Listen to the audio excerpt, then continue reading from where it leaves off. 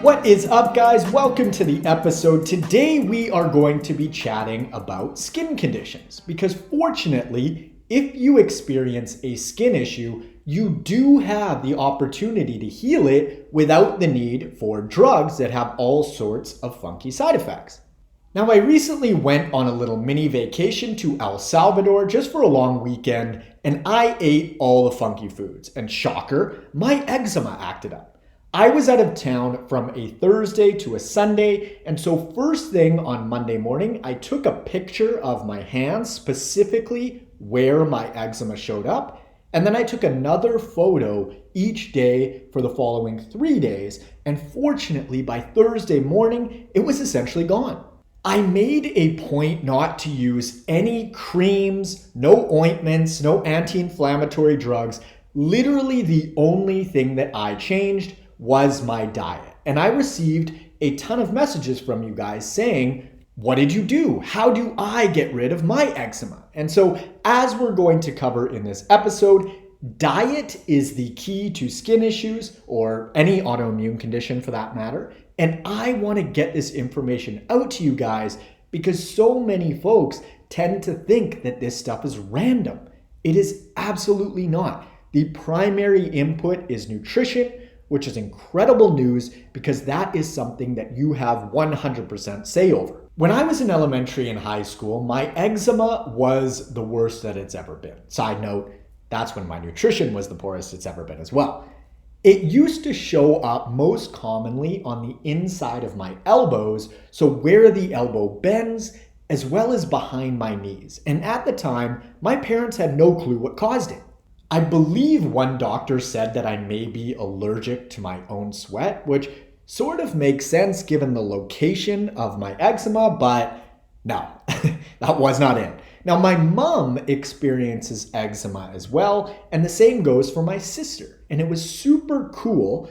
A little while back, my sister's eczema flared up really bad. Like her hands looked like she was 90 years old. And she did a 7-day elimination of 2 of the key nutrition inputs that tend to lead to flare-ups that we're actually going to cover in this episode.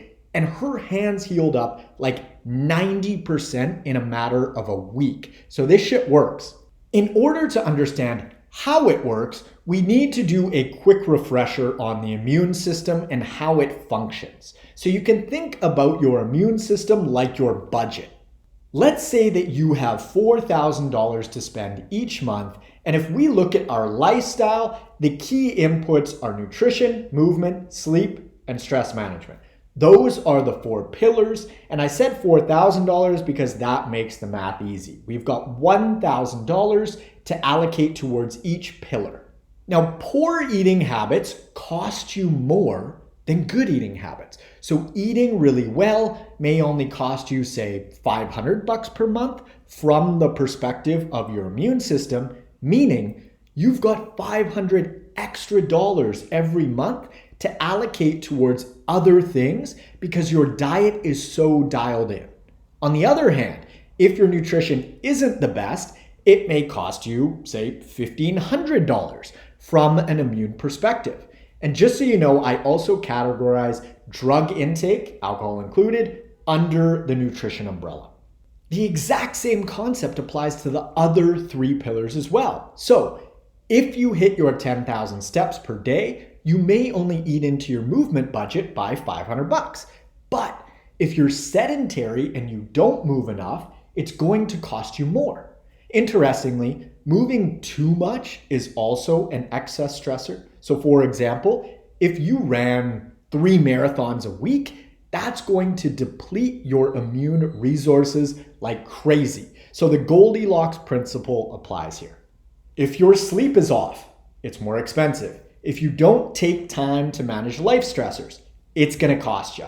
This is why we see folks that don't take good care of themselves run into so many health issues. Their immune system simply cannot keep up with the demand of their lifestyle choices. And the longer that these choices go on from a time perspective, the more serious the issues become. The damage accumulates because the body can only handle so much abuse. It's identical to your budget in the sense that if you outspend your income, you're going to go into debt. And the longer that you're in debt, the more interest you are going to owe, and you essentially just dig yourself into a bigger and bigger financial hole. Now, we are very comfortable as humans with pointing the finger solely at stress, okay? So for example, everything is fine, and then all of a sudden you're overloaded at work, and it's super stressful mentally and emotionally, and boom, your skin acts up. It's easy to say, stress always flares up my skin. They say it's the silent killer. But we cannot look at stress in a vacuum. How did your nutrition, movement, and sleep change right alongside that work stress? Chances are your nutrition took a hit, alcohol intake may have increased, you're most likely moving less, and you're probably not sleeping as well or as much either. Now, the appealing thing about thinking that external stressors alone are leading to these issues is that a lot of them are out of your control. And so the catch-all word stress becomes the scapegoat.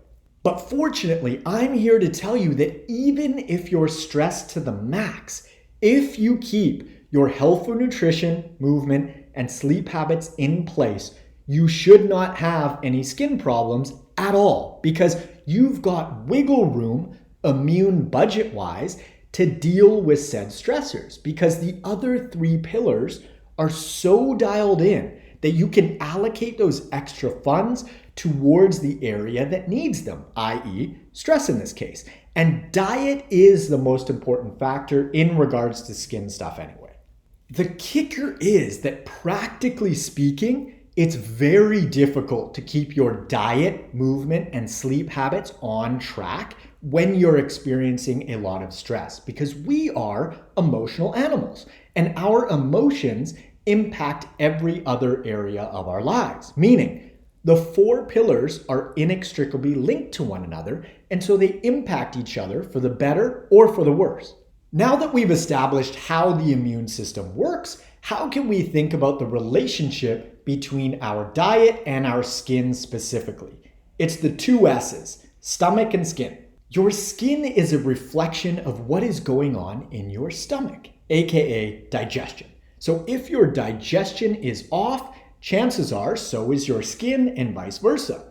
The skin is amazing feedback for your health status. I'm sure that you've seen folks and you look at their skin and you're like, man, something is off there. That person does not look healthy. And this works in the other direction as well. I'm sure that you've seen folks where you describe them as quote unquote glowing. Well, what is that?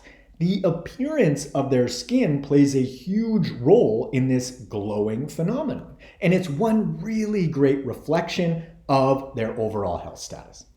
Now we know that nutrition specifically is the most powerful input in regards to the health and appearance of the skin. So what are the most common culprits diet-wise that I alluded to earlier in regards to flaring up your birthday suit? Number one is without a doubt dairy consumption. A lot of folks do not tolerate dairy very well. However, a lot of folks still consume dairy because it's delicious.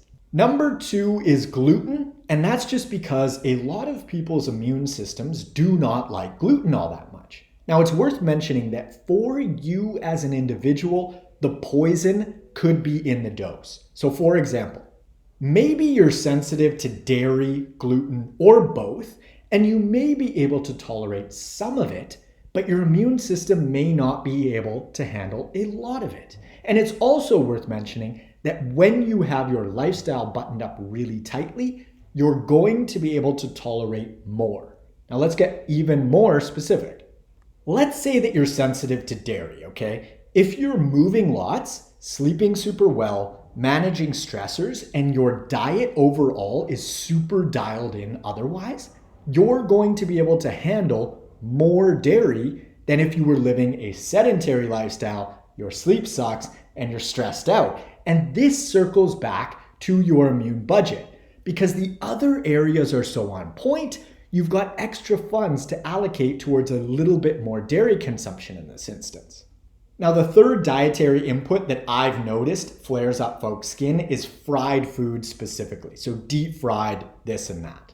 Now, how do you figure out if you're sensitive or even intolerant to these food products? You just cut them out for 7 to 10 days and see how your body responds. I'd recommend cutting both out at first for 7 to 10 days and then reintroducing them one at a time, because that way you can figure out for sure if you have an issue with both or one or the other in terms of gluten and dairy. So a way not to do this would be to eliminate gluten and dairy for 7 days and then test this via something like pizza. Now, why is that not a good idea? Because pizza contains both dairy and gluten, and we want to isolate these two variables because you may tolerate one and not the other. So if you wanted to start with reintroducing dairy first, you could implement some cheese or Greek yogurt and see how you do. Now, if you feel the effects right away, maybe your skin flares up instantly, that's unfortunate, but it's great feedback because now you know that dairy doesn't work for you. Then, hypothetically, you could try implementing gluten. And so perhaps you toss a few slices of bread in the mix, maybe your digestion stays on point and your skin does too, and you find out that gluten isn't an issue. Cool, gluten is a go, dairy is a skip.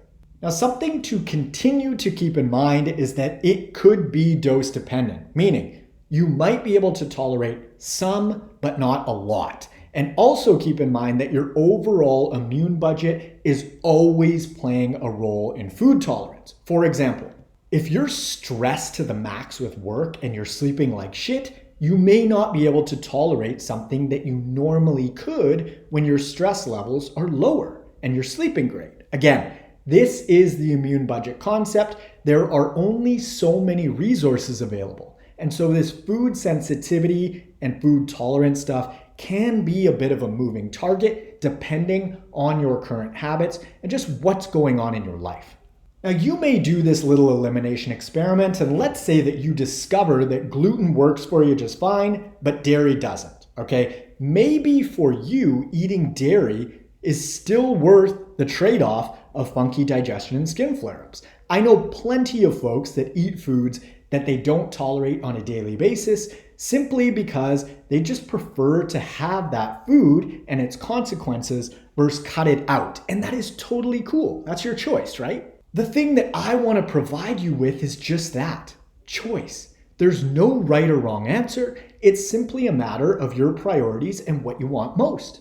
As a side note, a lot of folks tend to feel frustrated with their bodies when issues like this pop up. And a really important understanding is that whatever you're experiencing, whether it be a skin issue, joint pain, a headache, bloating, all the way to something like cancer, okay? Your body is doing the best that it can given the conditions that it's under to avoid the worst case scenario, which is always death. For example, if we take something like a tumor, your body has essentially developed a little casing over that tumor in order to protect the rest of the body from the substances in that casing. Because if the substances were to float around and get loose, that would be a far worse health situation for your body as a whole. And so it's easy to curse your body when something like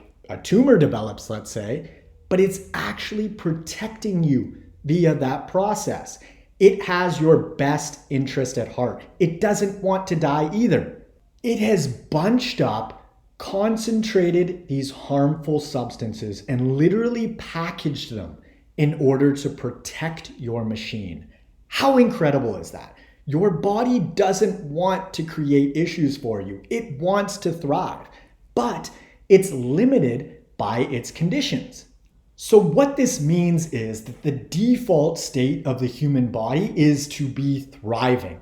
And just because something is common, like a skin issue, doesn't mean that it's normal, and you can absolutely change your situation. I now have complete control over my eczema, and fortunately, you can too. Steroid-based creams, anti-inflammatories, etc. are not your only option. If you're interested in applying for one-on-one nutritional coaching and or workout design with me, you can click the link in the description below or head on over to n1fitness.com/coaching. On Instagram, I'm at N1Fitness. On TikTok, I'm at the N1Fitness. And on YouTube, I'm at Marcus Sadu. The vlogs are continuing to roll out. The channel's growing. I'm super pumped on it. And yeah, it turns out that YouTube is fun. Thank you so much to the folks that have taken the time to leave us a 5-star review on their favorite podcast platform. I genuinely appreciate you. Be sure to hit the subscribe button. Thanks so much for tuning in. I hope that you found this episode useful, and I will catch you on the next one. See ya.